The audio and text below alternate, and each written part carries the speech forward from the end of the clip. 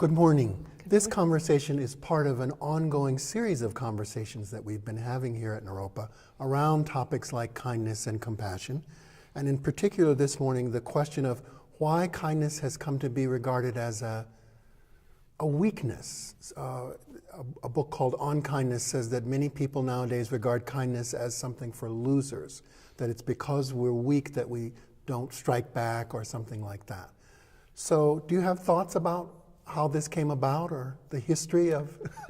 Well, I've been curious about this, and we've had other conversations about this. Some people say that the basic Christian heresy of original badness, original sin, is really not that scriptural. That we as a culture have focused so much on human frailty and flaw and negativity, and that is not really even in keeping with the fundamental religious teachings that undergirded a lot of Western culture.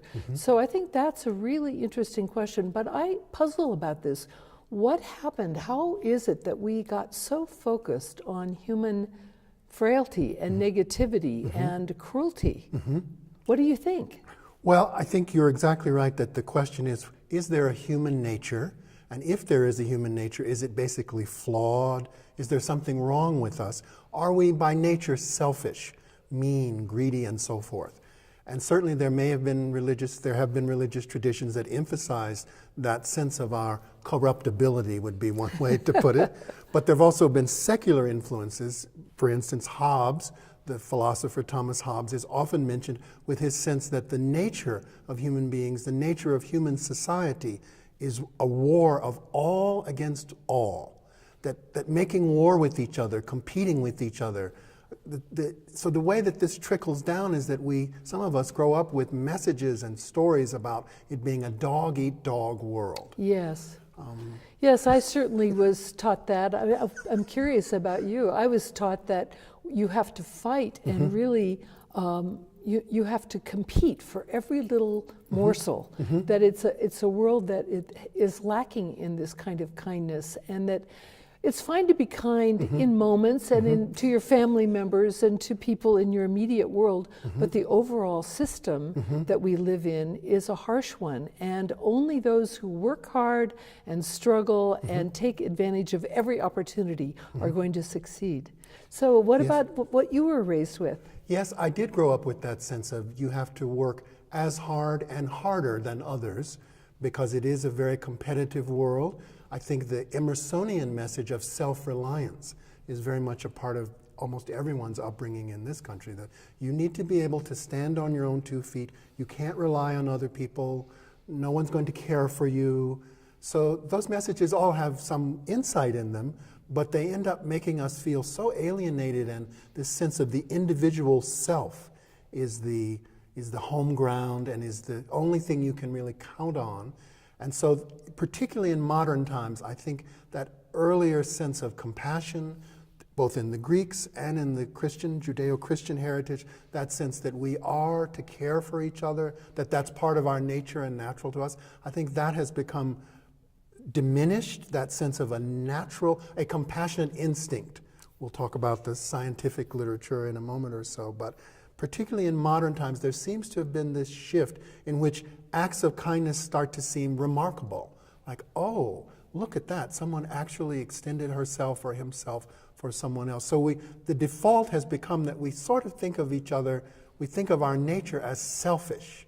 The Selfish Gene, I think, is a famous book.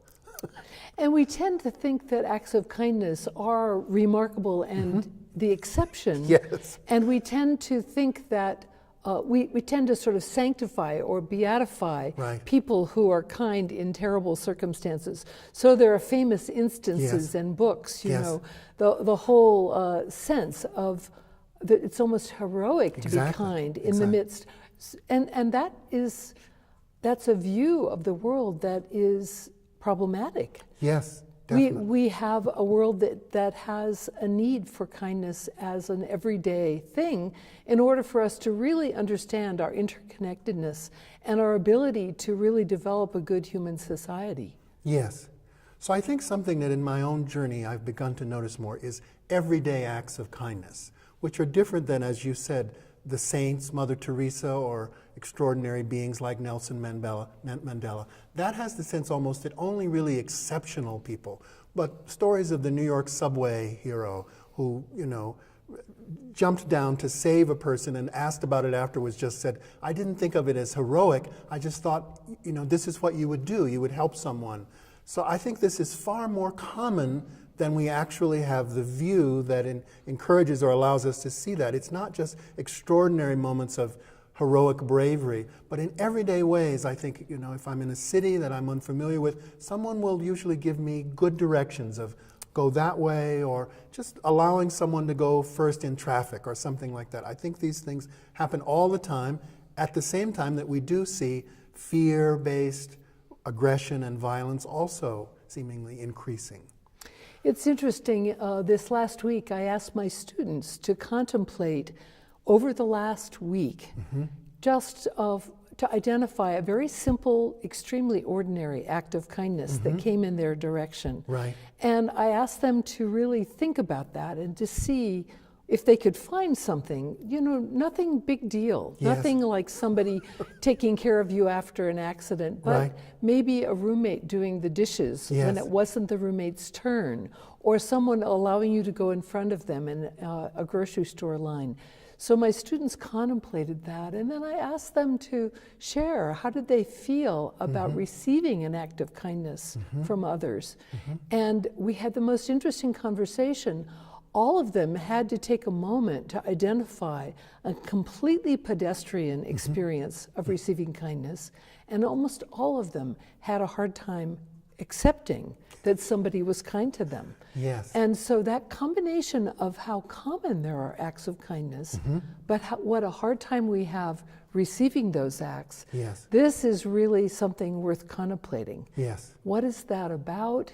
Yes. And how is this inability to accept and understand the importance of human kindness on the receiving end is important for our future as a human race? Yes. So this is a very good example that you've given in your classroom of the contemplative approach. That yes, we know that there is some history, both from philosophical traditions and religious traditions, but the contemplative move is to notice in our own life, in our everyday experience, in our bodies and minds right now, how do these stories live in us? So for that, we inquire into our own experience of when am I distrustful? What happens when someone does extend kindness to me?